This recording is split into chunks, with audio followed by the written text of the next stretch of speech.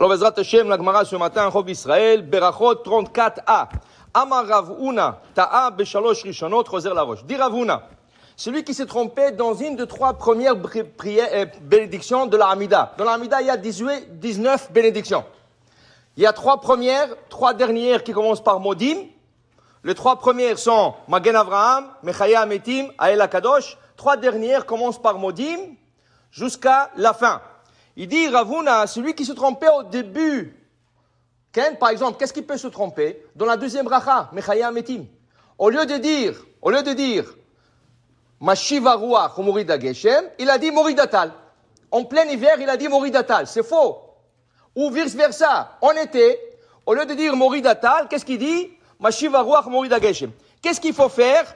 Il dit ici, Choser la roche. Il a besoin de retourner au début de la prière. Pourquoi?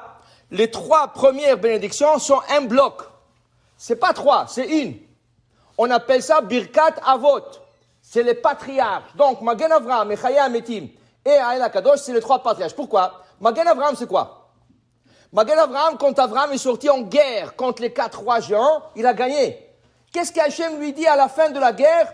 Al tira Avraham, Anochi Magen Lach. Magen, ça vient du ce pasuk. Anochi Magen Lach. Je suis ton bouclier. Donc, cette bracha a été instaurée parce que Dieu a protégé Avraham dans la guerre avec les 4 rois.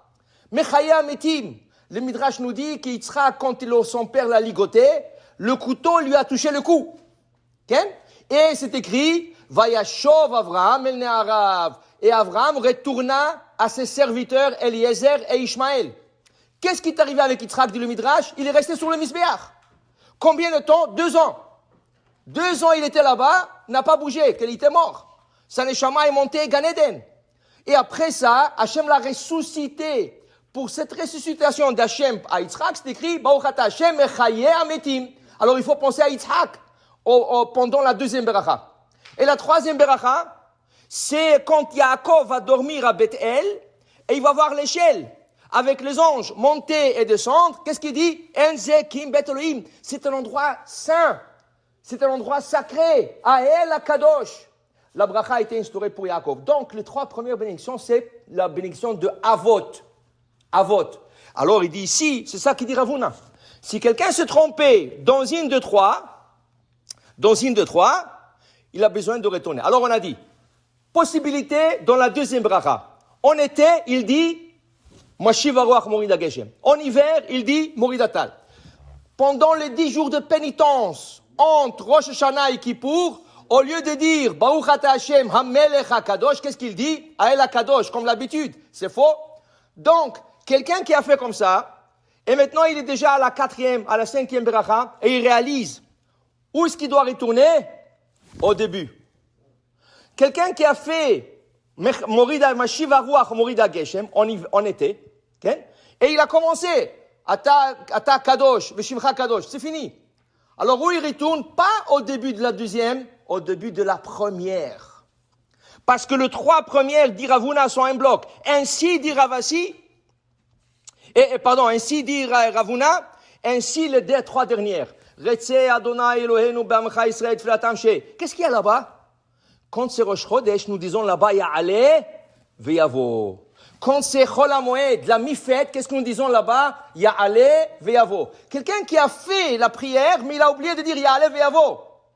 Rosh Chodesh, le matin et l'après-midi, Chol HaMoed, pendant les 3 prières, il a besoin de retourner. Maintenant, s'il n'a pas terminé la Hamida encore, il retournera à Retzé, qui est le 3e bloc, les 3 derniers blocs de 3 prières. Mais s'il a fini la Hamida, où il retourne? Au début de la Hamida. Alors c'est ça qui dit Rav Huna. Viens Ravasi, Amar emtsayot en la seder. Au milieu, il n'y a pas d'ordre. Qui veut dire, quelqu'un, il s'est trompé. Il prie par cœur. Et il a commencé à Shivenu avinu toratecha vekaravenu makelotecha. Alors, après Ael HaKadosh vient Ata chonen la'adam da'at. Et lui, il a renversé l'ordre. Parce qu'il se rappelait cette bénédiction. Dit Rav Asi, emtsayot, au mieux. Combien il y a au mieux? Tu enlèves 3 au début, tu enlèves 3 à la fin, il te reste 16. Dans les 16 qui restent, il te reste 13. 13. Dans le 13 qui reste, il n'y a pas d'ordre. Si tu as changé l'ordre, tu as mis une avant l'autre, hein, ça passe. Ce n'est pas la meilleure chose. C'est pour ça qu'on dit, si tu n'es pas sûr de toi, prends un livre. Prends un livre et tu suis le livre. Okay? C'est vrai que le Rabbi Nishra il dit, c'est mieux de faire la prière par cœur. Parce que quand tu fermes les yeux, tu as plus de concentration. Tu regardes rien autour de toi, tu te concentres plus. Mais il y en a qui n'ont pas cette concentration. Il y en a qui leur concentration vient avec la lecture. C'est la lecture qui leur donne la concentration. Chacun selon ce qui est mieux pour lui. Okay? Mais pour dire, si tu n'es pas sûr de toi, fais-le avec le livre.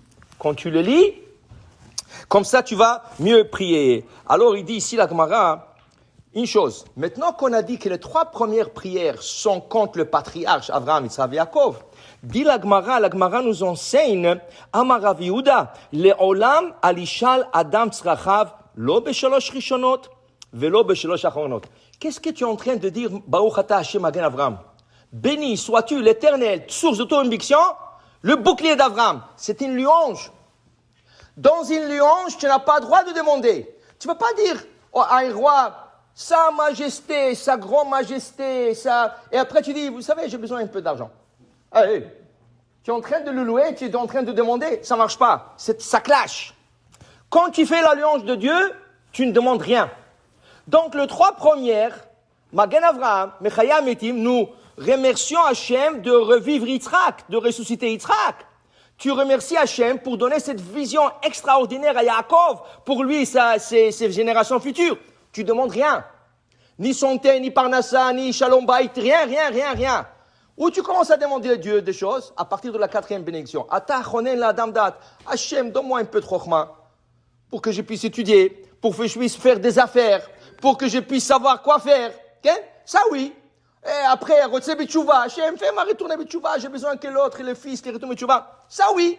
Mais Shalosh Rishonot, les 3 premières et les 3 dernières à partir de Rotse, Lo ishal adam tzrachav. Okay? Il faut rien demander. Okay? Et là, il dit Amar Rabbi Hanina, Rishonot, domé le evet shem sader shevach lifnei rabo. Les 3 premières, c'est comme un esclave, un serviteur, qui fait la louange de son maître. Les 3 dernières, il veut quitter son maître, il doit faire la louange. C'est pour ça que le Zohar nous apprend, le Zohar il dit, quand tu veux demander quelque chose à Dieu, pas pendant la prière, pendant la journée, tu veux demander quelque chose à Hachem, et tu veux que ta prière soit acceptée. Tu ne peux pas venir chez quelqu'un et dire, j'ai besoin. Dès que tu as commencé ça, l'autre personne, qu'est-ce qu'il veut encore celui-là? Tu commences en disant, Ishtabach shemo shel melech malachim akadosh baruch hu ushmo meromam al kol beracha utila. Que le nom de Dieu sacré soit loué sur toute beracha, qui monte sur toutes les bénédictions et les louanges qui existent dans le monde. Une fois que tu as fait cette louange à Dieu, là tu peux demander. Mais c'est important de faire la louange avant de faire sa demande à personnel. Alors c'est ça qui dit, on ne demande pas aux premières, on ne demande pas aux dernières, on demande tout ce qu'il y a en mieux, ça a été fait pour cette but. Baruch Adonai Le'olam, Amen ve Amen.